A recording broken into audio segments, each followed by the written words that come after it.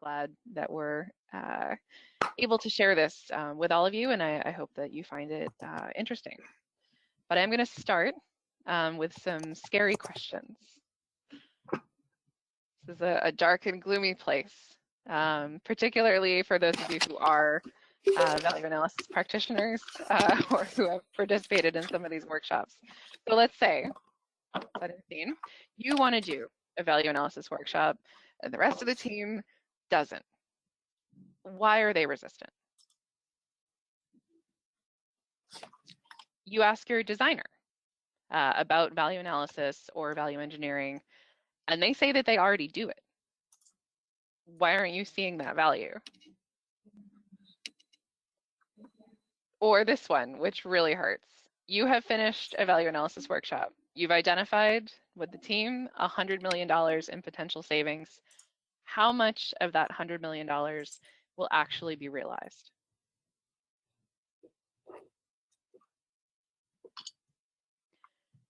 So what is supposed to happen with value analysis, value engineering, or the value methodology? I'm going to refer to it as value analysis pretty much throughout, but you know, call it what you want. SAVE defines this process as a systematic process used by a multidisciplinary team led by a qualified facilitator to improve the value of a project, product, process, service, or organization through the analysis of functions. If I don't say that in every presentation, they come take away my life. No, I'm kidding. I will run through the phases quickly for those of you who may not be familiar with the structure. So there are 8 phases that I'm showing here. 6 of them occur during a multidisciplinary workshop. So we start out with preparation, which is sort of the planning for the overall study. We get into understanding the problem through the information phase. We then get into understanding the solution during the function analysis phase, one of the, if not the most important phases. We develop ideas during the creative phase, identify the best options during the evaluation phase, develop those options, and then present them during the development and presentation phases. And finally, those options get implemented through the implementation phase. They get integrated into the design, the process is adjusted, the product has a new formulation, the organization is reorganized, to whatever it is. Implementation is where you actually see that value. At its heart, value analysis is a problem-solving technique. These are really the stages that you would go through if you were solving any problem, but it brings a different flavor to that problem-solving method. And when it works, it really, really works.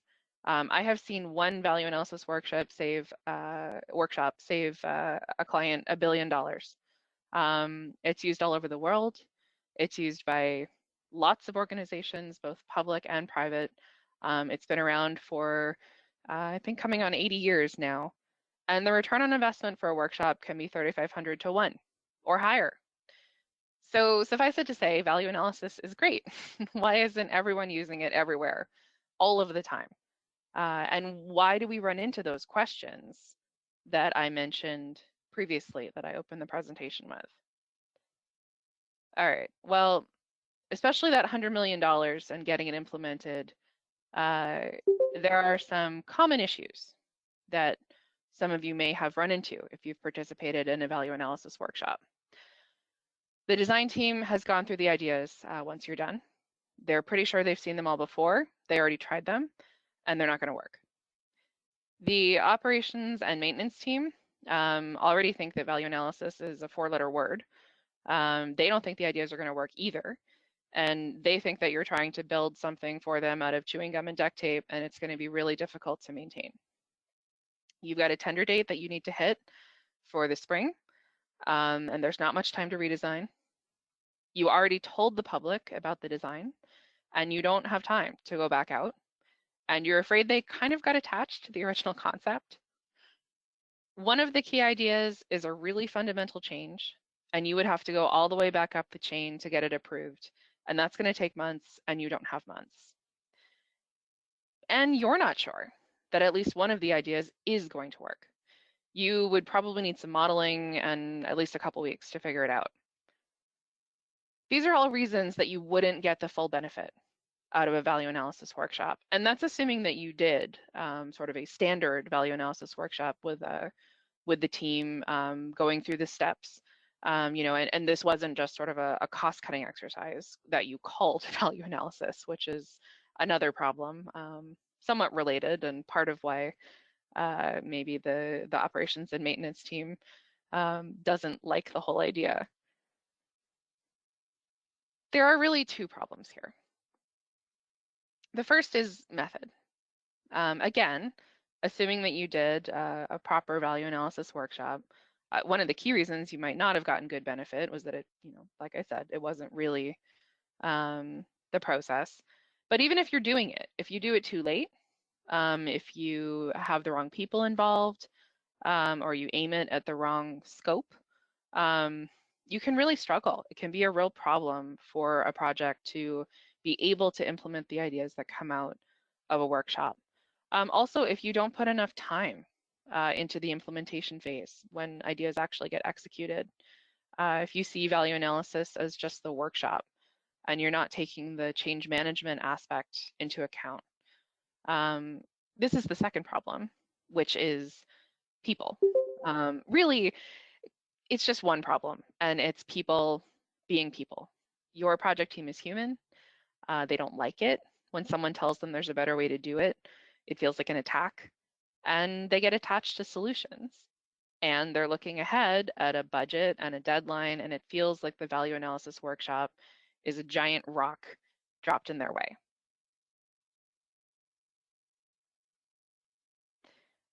This is a quote from Napoleon Bonaparte, who knew a little bit about getting things done. The moral is to the physical as 3 to 1. Basically, morale, team attitude really matters in a team. And that holds true whether you are executing a military campaign across 18th century France or you're trying to build a bridge. I've run probably hundreds of value analysis workshops by now, and the project team attitude is one of the most important predictors of whether the owner is going to see the benefit from that workshop. The more that value analysis feels like an external imposition or a criticism, the harder it's going to be to make it work. But if the team is really motivated and they know they're facing a problem and they've agreed together, there's that cohesive feeling that this is how they're going to find a solution, they're working together, you can truly make magic happen. Now, this graph is probably familiar if you've spent a lot of time in the VE world. Basically, it shows your potential to actually influence impacts and costs over time as the design is more developed. And that potential reduces as drawings are drawn, concepts are set, tender packages are created. Ultimately, you have a physical piece of infrastructure or an actual process or whatever it is that's operating, and it's pretty hard to make changes. So, ideally, if you are doing a workshop, you want to do it early, reasonably early, not too early. If you do it too early, then you're not going to actually know enough to be able to even have a workshop. There needs to be some information gathering that happens ahead of time, but also not too late. I do tell clients you can do a value analysis workshop at any point in the project lifecycle, and that's true. But you're just not going to see the same level of results if you do it, say, pre-tender. Granted, sometimes you need to do it pre-tender because you've realized that you've got a problem and you need to come up with some significant reductions to be able to move forward. And that can happen, and that's a great application of the methodology. But there is that just real understanding, the actual rule basically, that the earlier you do it, the more you are able to influence further outcomes. But this is not just about drawings being drawn and contracts being written. It's also about the team and how invested they are in the plans and in the execution and even in operations. People get set in their ways. like I said before, they grow attached to ideas. There's an interpersonal layer that comes in. You know, everybody loves to rag on architects for getting attached to their beautiful concepts. I have seen civil engineers be just as attached to the way that they were going to build a tunnel. The problem is that there isn't really a perfect time to have a value analysis workshop. You can have a lot of impact if you have it early, but it's also going to be at a much higher level than if you have a workshop later. And you may learn things as you go. I mean, that's part of the design process, understanding the context, getting that information. And so that may mean that what you thought was going to work really well previously won't work at all, and you need to adjust. So what if we stop trying to think about the perfect time to have it, where we disrupt the schedule as little as possible and people aren't too attached, but we have enough information and we can still make some bigger decisions? What if we just give up on that and we accept that the more that you use value analysis, the more sessions you have, the more integrated it is, the better your outcome is going to be. If you can plan to have multiple sessions, some smaller, sessions that are kind of woven throughout the life of the project, the better your outcomes are going to be, the more you'll be able to respond to changes and challenges, and ultimately the more successful the project will end up. Basically, let's try to move value analysis from a one-off workshop to an embedded philosophy with many touch points throughout, more like the way risk can function on a project, for example. Value thinking, function analysis, multiple workshops, quick studies for problem solving. You can involve key project team members, including the designers and architects, get them on board. You can plan for updates, let your schedule flex, spread sessions out over multiple days, even insert some pauses if more information is needed. That's the luxury of full integration.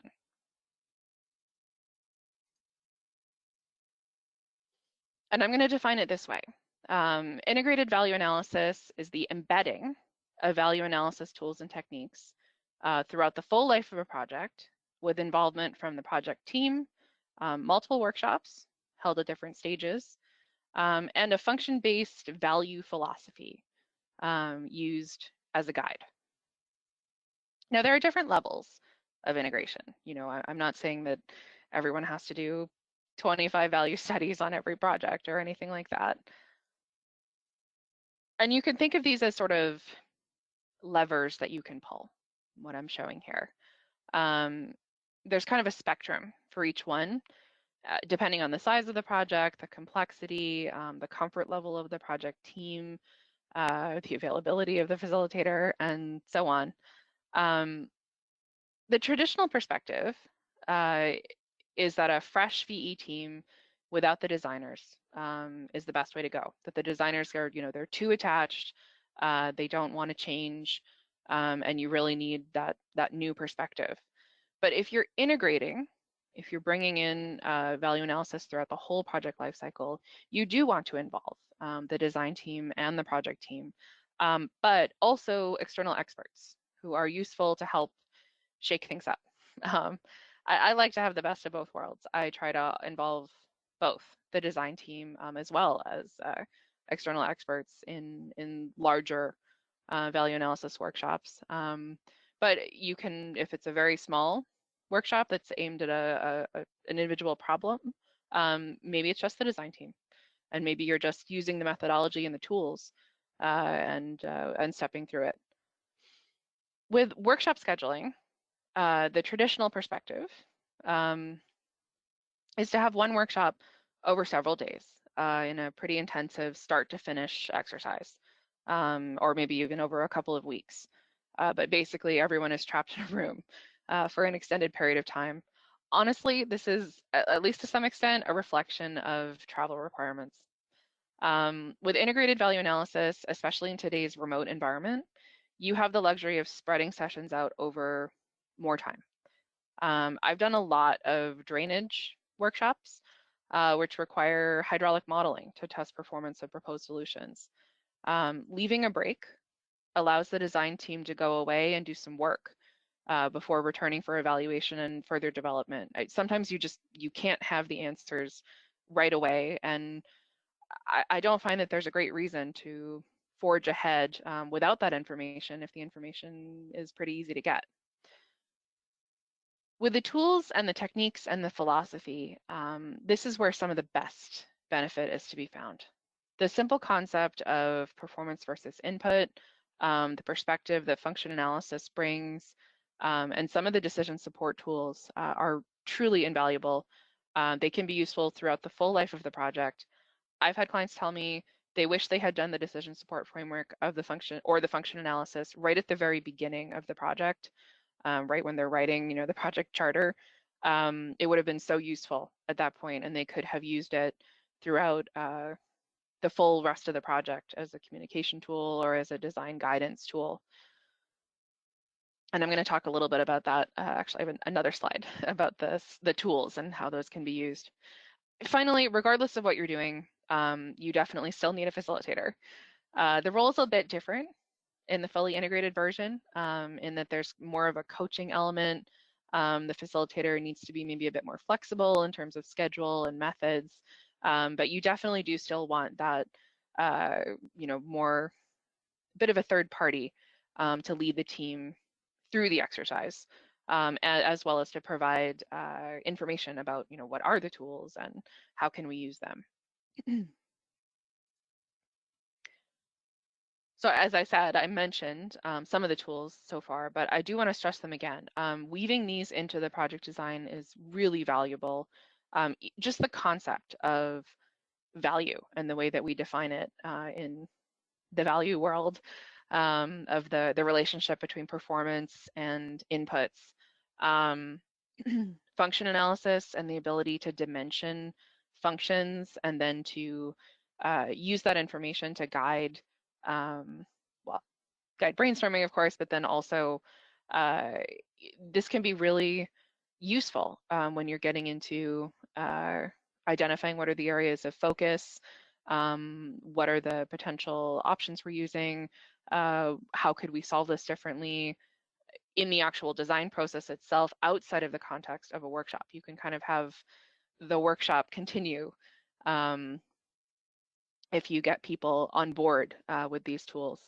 Problem framing, not just value analysis as a method for identifying ways to reduce costs without sacrificing performance, but also what other problems do you have on the project and how are you thinking about them? Because a well-framed problem is half solved. And value analysis gives you terrific tools for really understanding what the solution needs to look like with function analysis and with that sort of, expansion and contraction way of thinking about solving problems. Also things like the time value of money, different types of brainstorming techniques, different ways of using function, even developing performance specifications using functions, differential risk analysis and other kind of decision support tools. All of these tools, it's a heck of a toolbox, really. And why not use them outside of the workshop context? Now, these are some of the benefits that I've seen with this type of approach. And I'm going to go through these in detail, so I won't, go through them here. But basically, early involvement and ability to plan ahead. You have team involvement. So you've got champions for ideas, you've got engagement, people are on board. You can realize more savings and when you've done it. You have time to explore and get more information. And ultimately, you just get more use out of the training, the tools, and the general philosophy. If you are doing integrated value analysis, you can start right away. You're sort of, part of the project team. So you can start with a workshop, a kickoff right at the beginning of concept. You can work with the team to plan for the potential of high impact ideas and plan that redesign into the project schedule, or maybe even avoid redesign if you can. You can incorporate the schedule or the value analysis schedule into public engagement. There's a lot of ways to get more benefit out of early work if you're integrated in the team, and you don't have to solve everything at once, right? You can start out with a workshop that's aimed at the problems that you need to solve right then, as opposed to, trying to understand the entire life cycle of the project. You have team involvement. So I find that a value analysis workshop is an absolutely terrific way to do partnering. It's bringing people together, letting them understand, the great ideas that their teammates have, giving them a chance to develop trust and respect for each other. It's fun, to solve problems and come up with some really great wins in a team, and it gives you that structured format. So it's a great way to continue to either kick off partnering or to continue partnering throughout the life cycle. You have the engagement of the team, the design team and the project team, so they've got ownership of ideas. They also have a lot more understanding of the project context, and I find that leads to more workable ideas. So you don't have as many ideas that are just basically not going to work within, they're not physically possible. They have various reasons why they, can't be implemented. You have that understanding in the workshop itself. And so that allows you to refocus brainstorming into areas that are more fruitful and ultimately more successful. It's also a great way to diffuse tension over key decisions. It's a structured facilitation approach. If you have the team getting upset about going to direction A versus direction B, and you realize that, you can have a quick workshop to make that decision, and that tends to bring people back to, more thoughtfully considering all of the options. You might find out that, option C is the better approach. The facilitator isn't a completely external party. They're part of the team, so they've got more understanding and context. And I really do find this does not cut off radical ideas. If you introduce some externals into especially the larger workshops, if the team really understands the process and you build it into the schedule well, the workshop where we identified $1 billion in savings, that involved the project team. I think there were only a couple of third-party experts who were there. And that's really all you need. Honestly, they're like yeast. If you have you're making bread, you don't add 2 cups of yeast, you add a tablespoon, and that's enough. It's enough to get the design team kind of chasing down a different direction or thinking, oh yeah, actually that might work. Can work really well. Savings, of course, is one of the big pieces. And there are 2 pieces here. First is you can realize more because you don't have to overcome that resistance. And because the ideas are, you have mined more fruitful ground, to wildly mix a metaphor. Your ideas have built-in champions. The design team is familiar with them because they were in the workshop. So some ideas even come back. They might have originally been discarded, but something changes and now it actually might work. And you can actually track the kinds of savings that you are able to realize.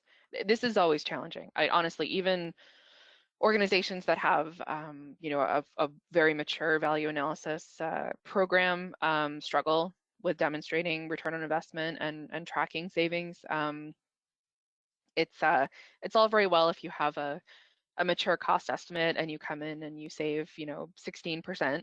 That's relatively clear. But if you're kind of at the concept stage and you're deciding between, multiple different, really potentially really different options, it can be challenging to identify what those savings really look like.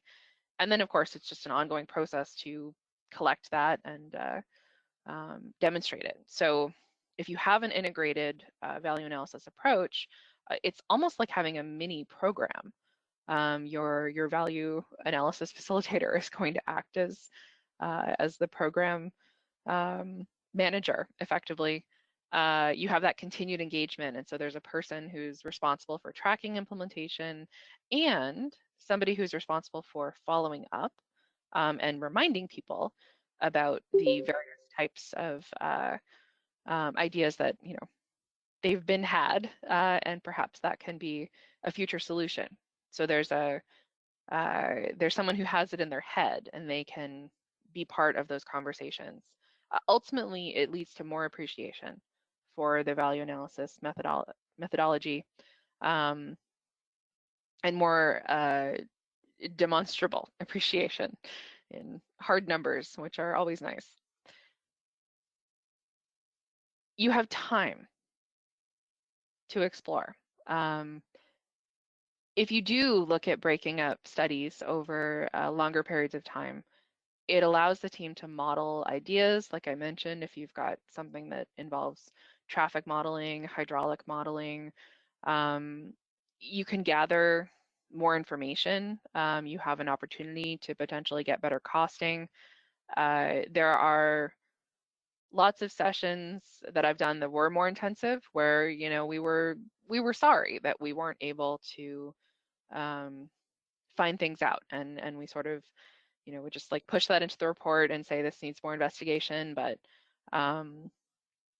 it's just not possible to complete within the time frame. But if you do it in an integrated manner and you can just come back, then that's a really valuable outcome, I find. You can also integrate the value analysis method with other project management tools like risk analysis, constructability reviews. There's lots of other workshop methods that value analysis works really well with. You can also, of course, incorporate other tools like theory of inventive problem solving, trees. There's sort of more. There's a lot of tools in the value analysis toolbox, as I said before, that if you have the time, you can do little kind of mini exploration sessions with those. And the time also means that the team has a chance to build those relationships and to build that trust. And then, of course, the tools, which I already started to talk about, but you have more time for the team to make more use of the methods. You have more time to make sure that the team kind of has that value perspective. Function analysis can be used to guide the design, identification of success criteria early, and a sort of a decision-making framework. That can become a real touchstone for the team in guiding future decisions. If you've had a great session, you've gotten external decision makers together, you've gathered information about what's really important to the owner, and you've crystallized that into a set of criteria, perhaps weighted criteria. Those are extremely useful going forward as just a sort of guiding principles for the project. You, of course, have on-call facilitation if you have a value analysis leader on the team. And you can, as I mentioned, sort of have little mini sessions wherever it's needed. And you can use the value analysis methodology as a problem-solving technique. So you encounter some kind of issue on the project. Okay, let's have a quick workshop and figure this out.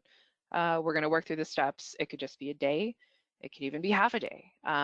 It's just a nice structured way to make sure and demonstrate that you are following a good process, and you've done your due diligence on solving the problem, and in a way that doesn't, let's say, that tends to lead to better interpersonal relationships with everybody, if there is a facilitator and there is a structured method that you're working through.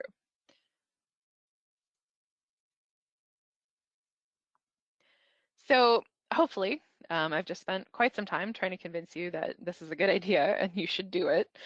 And I want to just end with a bit of an overview of what to think about if you are interested in trying this out on your projects or convincing your clients to do it. There's three kind of major decisions to make.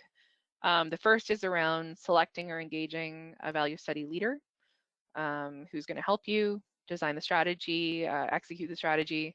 The second is what is the best level of integration for your project? If you remember those ranges that I talked about, there are choices to be made there. And then the third is what kind of, what does the skeleton look like for this? How many major studies do you think you're going to need? Where would you probably put them? And how are you planning on, spreading them out over the life cycle of the project? So choosing a leader, very important. You want somebody who's got some experience with embedding in a team, ideally, who maybe has worked with project teams previously. Ideally, someone who has coaching and training skills as well as the facilitation and the value methodology background, and someone who's going to be flexible and responsive. The whole idea behind this sort of integration approach is that you'll have you can be quick and you can pivot and respond to various issues that come up. So, you want somebody who is able to do that, who can tailor a session to the problem at hand.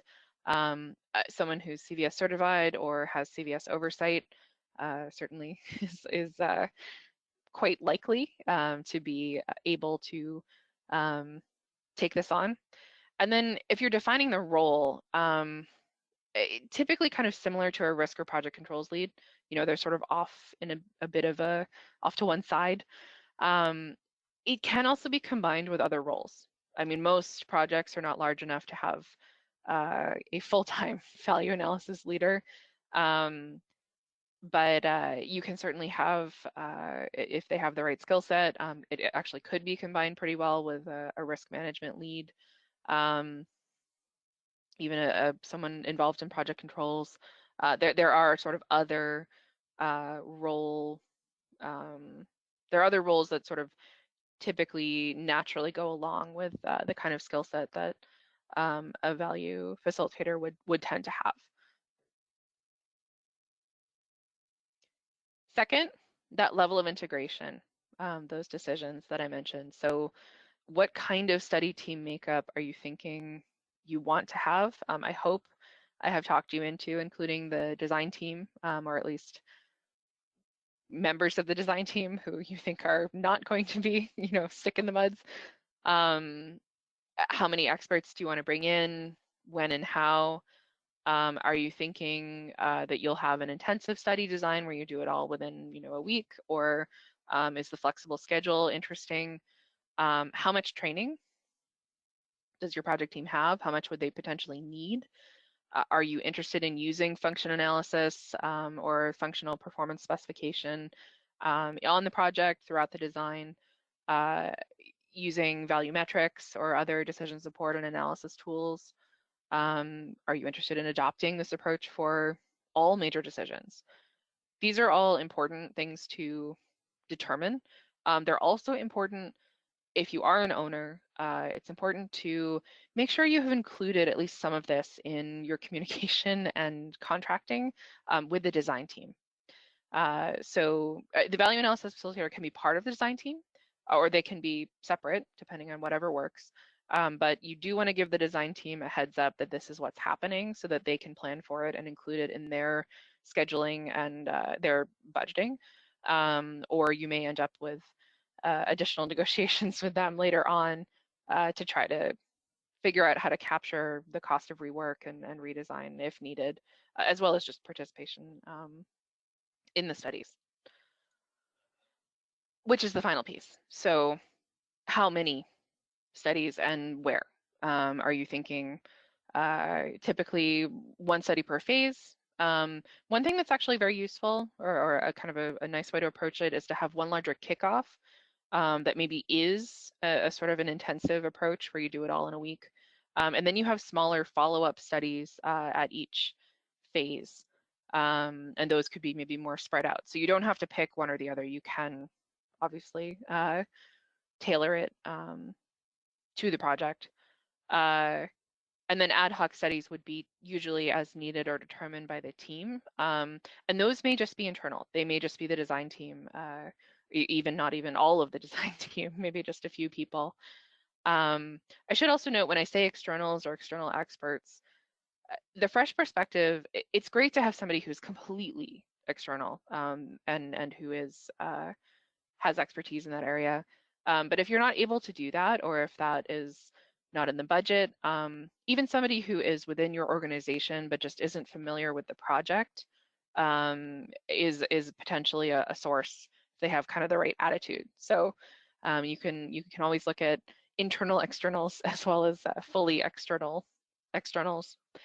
You'll also want to plan for ongoing meetings to kind of check in on implementation and plan further studies.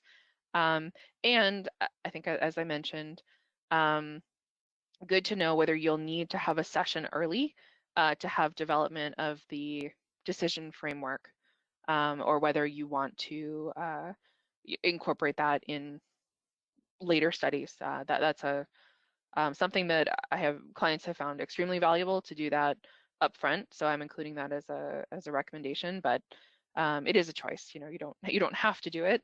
Just something that tends to be really helpful. All right.